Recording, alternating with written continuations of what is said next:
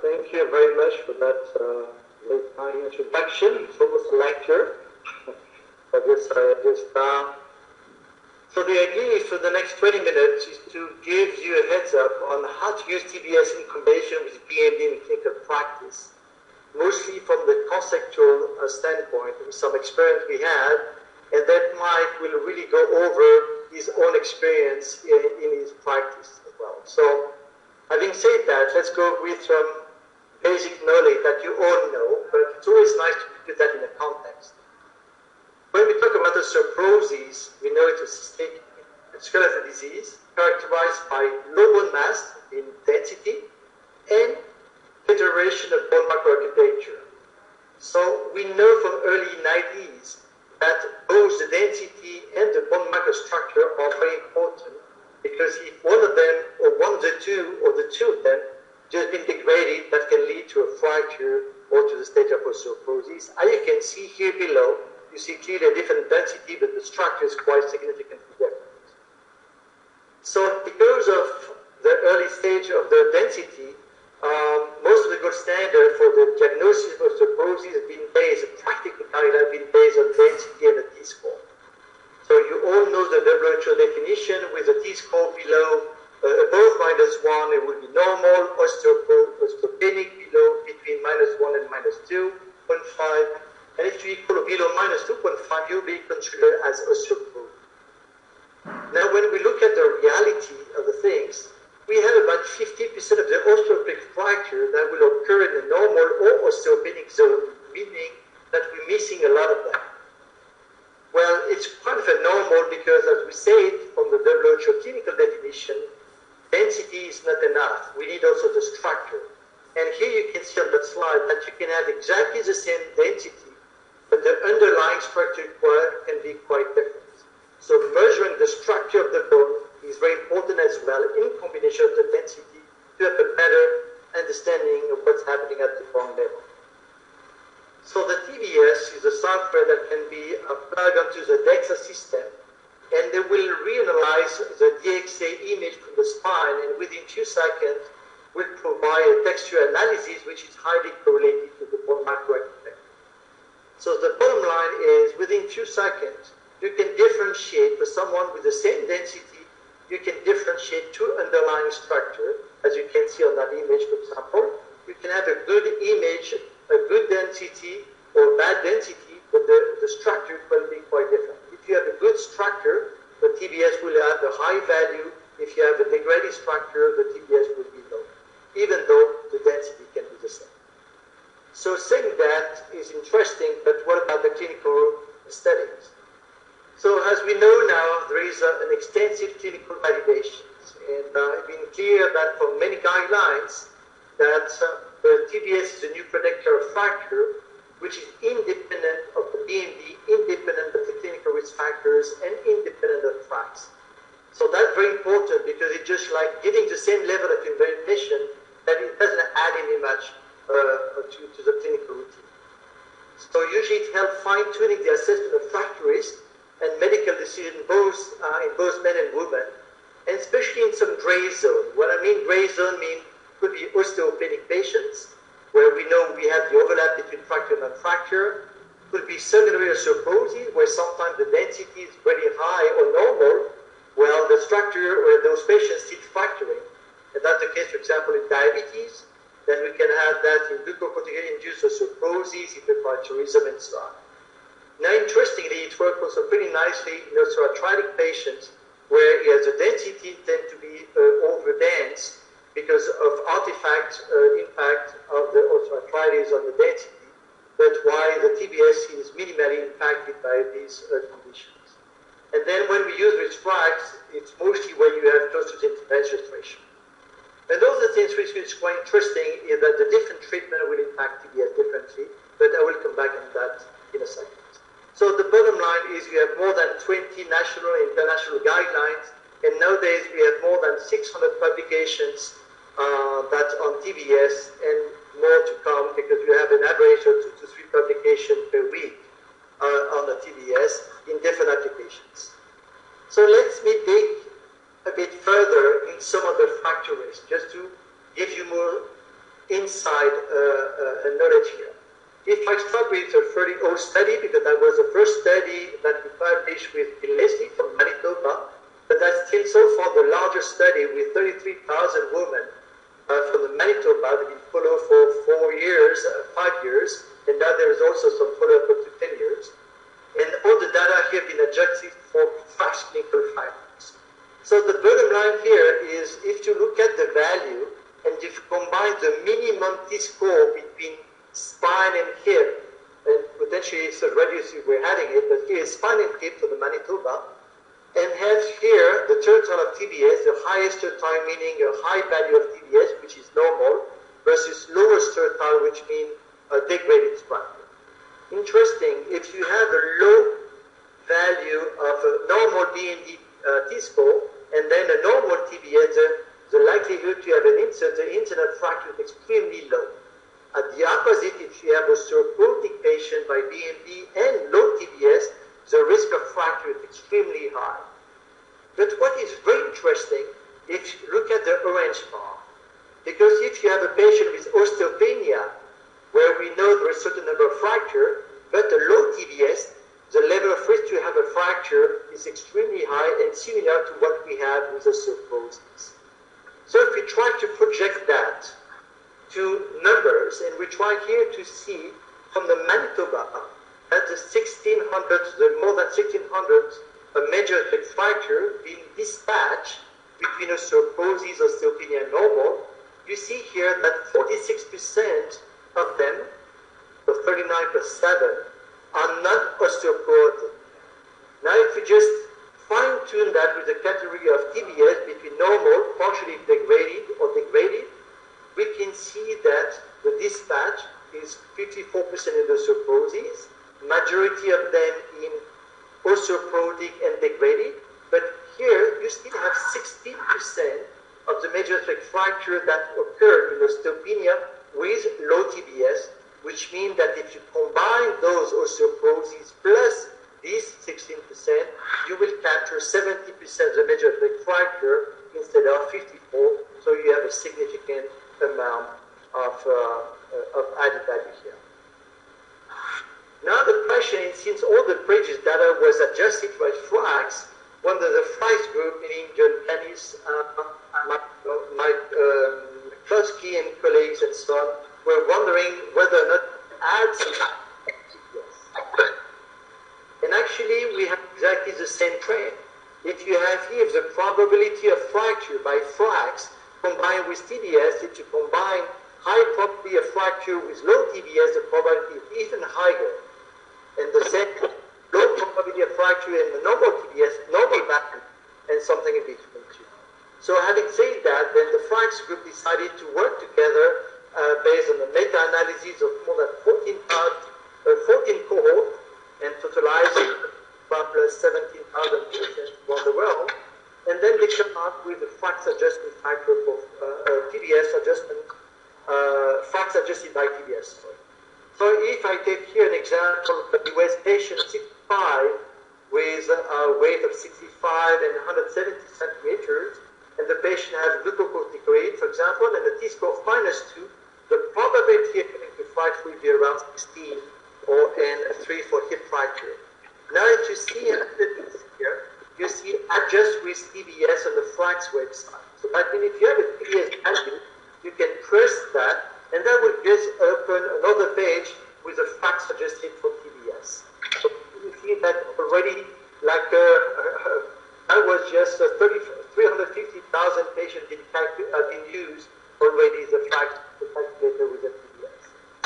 If you want to calculate it, then you will have the enter here a TBS value on the calculators, and it will recalculate the FRAX adjusted. So you can see we move from 16 to 21, or from 3 to 4.4, and if, for example, we take some of the threshold, that means you will not use entrei 7 minutos atrasado, esqueci da aula do Didier.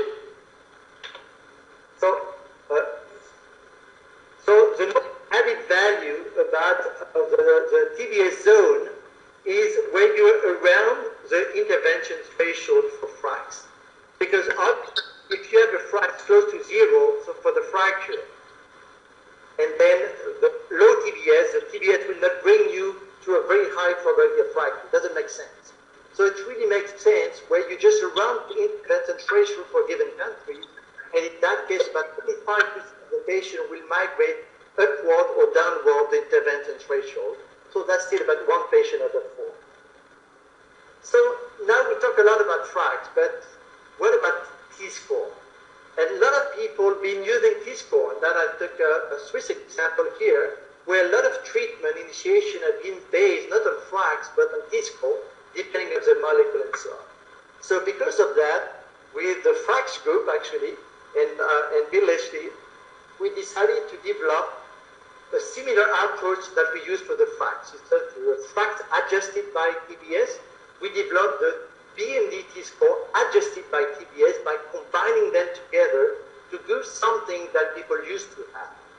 And that, you will see how we will use that down the road. So that means if you have a T-score of minus 1.5, for example, and you have a very low TBS value, that will give you an equivalent of minus 2.5, depending how it is. If it's femoral neck, or it could be lumbar spine or total hip. So that's applied to both hip and also spine. So what about the role in patient monitoring? Well, that's very interesting actually, because when we talk about treatment, we all think about the BMD, and we all think, well, pretty much all treatment made to improve patient life in terms of osteoporosis or reduce factor risk, they all increase the BMD. And intuitively, we're just saying, well, if it's increased the BMD, all the treatment will increase the TBS and the structure of the bone. Reality is quite different, because the mechanism of action of the different drugs, we're not expecting that the bone microstructure will be improved as opposed to some others. So if I take here for anabolic, we'll have anabolic drugs will clearly have a major improvement of the BMD, but we also have some improvement of the bone microstructure. Then denosumab, which is something in between. Good improvement of BMD, we still have an improvement of the structure as well, because the balanced resorption information will be favorable. Now, in terms of bisphosphonate, we're not expecting to see much improvement in the structure of the bone, but we will call that the positive maintenance. The same with estrogen, it will be a negative balance, but it should be better than just having nothing and just the impact of menopause. And actually, if you have glucocorticoid or anti-aromatase inhibitor, that will be a major impact on structure, more than what we see on the BMD. So the bottom line here is that the different effect on BMD and TBS is expected, and not because you don't see any improvement on TBS on certain molecules, it doesn't mean it's work. Most of the time, mean that it's work, it's just difference here. So here, just summarizing the impact of different molecules from different studies, and that's corroborates pretty much what I said. So here you have a major improvement both of BMD and TBS. So BMD here, much more than the TBS, the structure, which is quite normal. Then you have the denosumab, biphosphonate. MHT also have impact, just slowing down the loss compared to placebo, and the other will have major impact on the structure. So when we combine all these, the knowledge of what we had from the secondary osteoporosis and so on, and you put that in daily practice, that can give you some very heads up how to use TBS in clinical practice. So I will be a little provocative here. So this is the use of TBS in 6 steps. I will go one by one. The first one is you check the image quality. So what's happened for BMD is the same. Garbage in, garbage out. So if you have a bad DXA scan, obviously you will have a bad TBS scan. So you have to be careful that is really within the highest quality possible. And just to mention that a nice publication from ICD-IOF and survey demonstrating that still too many sites are not doing a high quality scan and should be trained appropriately.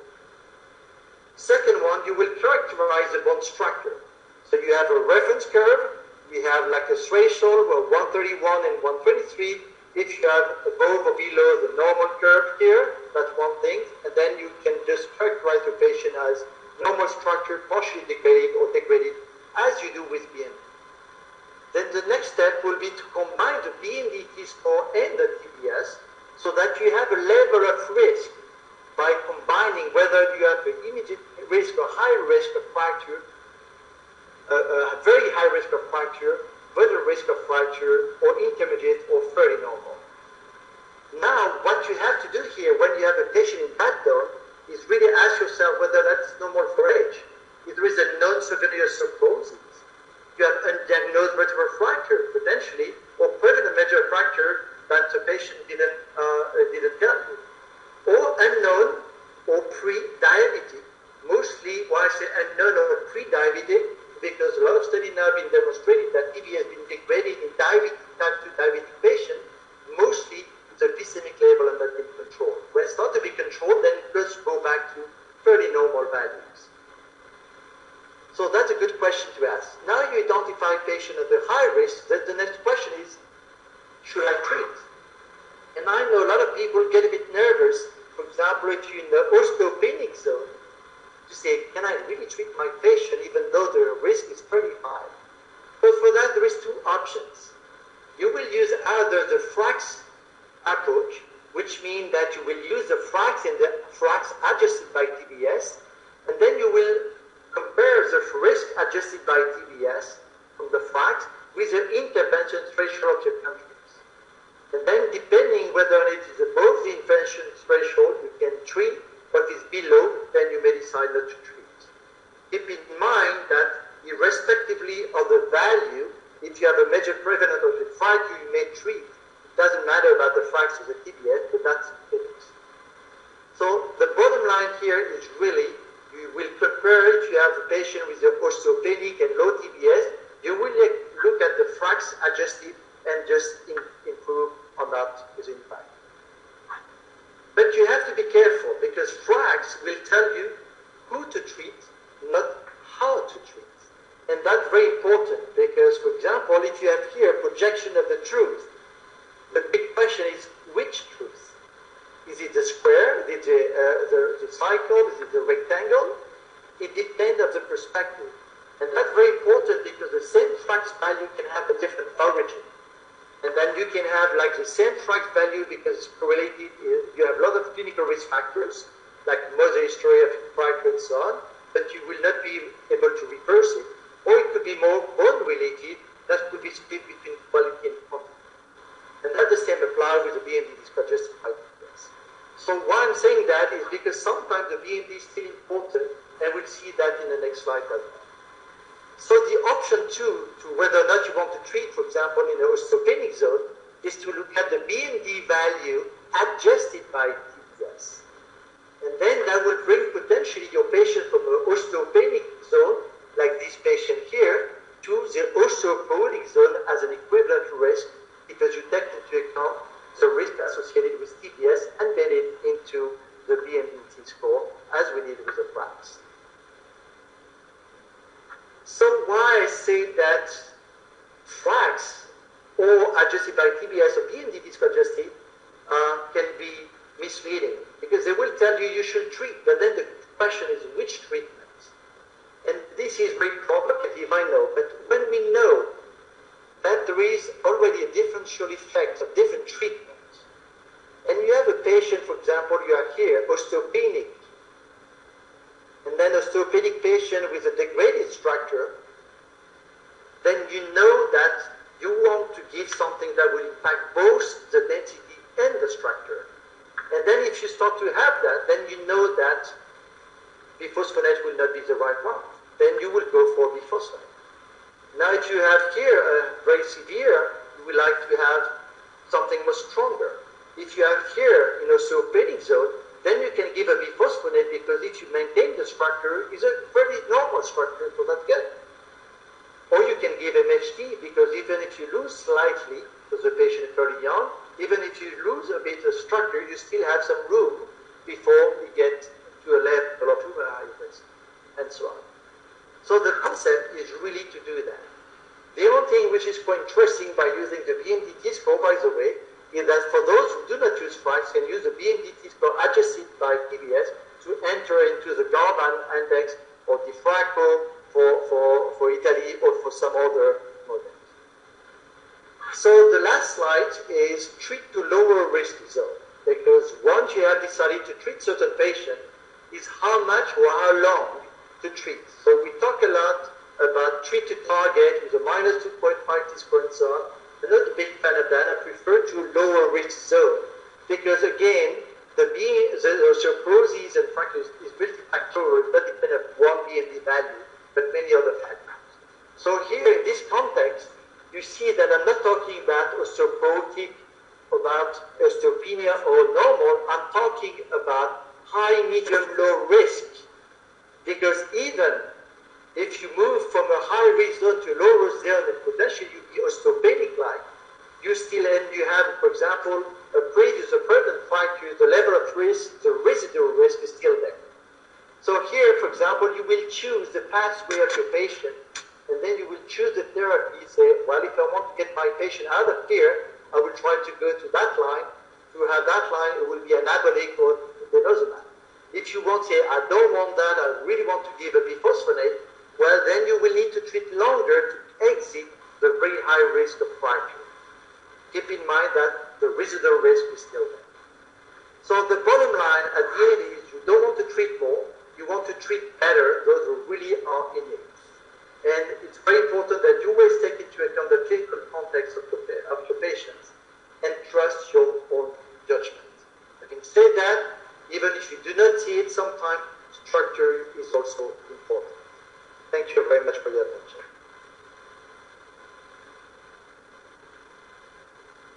Chalet, you take the lead.